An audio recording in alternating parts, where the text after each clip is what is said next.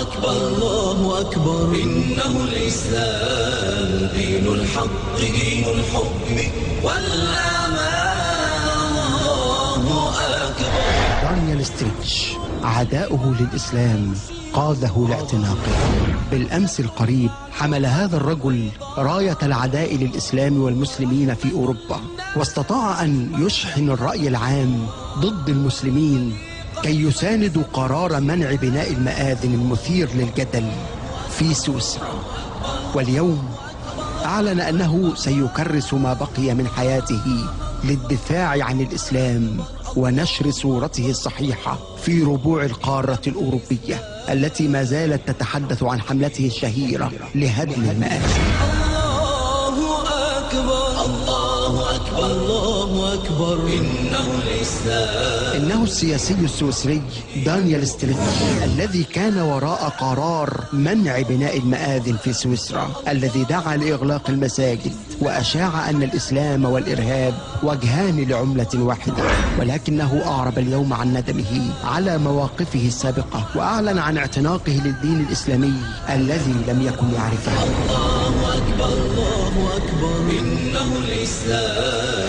الوقوف ضد أسلمة سويسرا هو الشعار الذي رفعه دانيال الذي كان عضوا في حزب الشعب السويسري، المحرك الرئيسي لما سمي بالمبادرة الشعبية لمنع بناء المآذن التي صوت عليها السويسريون يوم 29 نوفمبر الماضي، وأسفرت عن موافقة 57% من السويسريين على منع بناء المآذن، مقابل 42% منهم رفضوا هذا القرار الذي أثار ضجة في العالم الإسلامي. وبين المنظمات الحقوقية التي ترفض التمييز بين الأديان وتؤيد حرية ممارسة العقائد. وعرف دانيال ستريتش بشراسته في الحملة التي نظمها في مختلف أنحاء سويسرا، والتي تعد الأكبر في تاريخ بلاده، التي زادت من شعبيته بإثارة الكراهية ضد المسلمين، وهي الحملة التي جعلته يحصل على رتبة عالية في الجيش السويسري التي كان يدرس فيه تعاليم الديانة المسيحية. الله أكبر بالإسلام حياتنا. الله أكبر بالإسلام نجاتنا.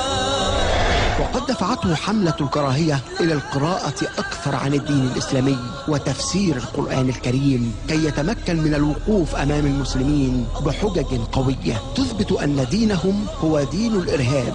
ولكن جاءت النتيجة عكس ذلك تماما، وفاجأ الجميع بالإعلان عن إسلامه وأنه يخجل من أفعاله السابقة، وأنه تحول إلى جندي يحارب من أجل الإسلام.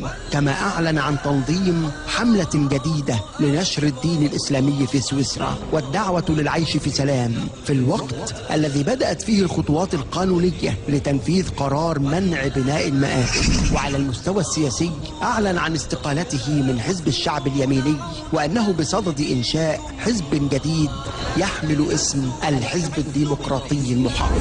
وقد أثار نبأ اعتناقه للإسلام ضجة كبيرة في سويسرا، خاصة في حزبه القديم الذي يشن حملة ضده مبنية على أنه أصبح يمثل خطرا على الأمن القومي، وأنه سيجند إرهابيين للقيام بحوادث مماثلة لحادثة فورت هود، وربما ينقل أسرار الجيش العسكري للمسلمين. أما دانيال فلم يكترث بالرد على هذه الاتهامات، وقال: الإسلام أجاب عن أسئلة كثيرة كانت تدور في ذهنه لم يجد لها إجابة من قبل. وأضاف أنه يذهب بانتظام للمسجد ويقرأ القرآن ويصلي ال5 صلوات في أوقاتها، ويكرس جهوده الآن لبناء 5 مسجد في سويسرا ليصبح أجمل مساجد أوروبا. لقد أثبت دانيال ستريتش وقبله الكثير من الأوروبيين الذين دفعتهم كراهية المسلمين للقراءة عن الإسلام ثم اعتناقه أن القوانين التي تسنها بعض الحكومات بدافع الإسلاموفوبيا التي تسيطر على الغرب يمكن أن تلغي بناء المآذن والمساجد، ولكنها لا تستطيع أن تغلق القلوب والعقول أمام هداية الخالق. الله أكبر الله أكبر. إنه الإسلام.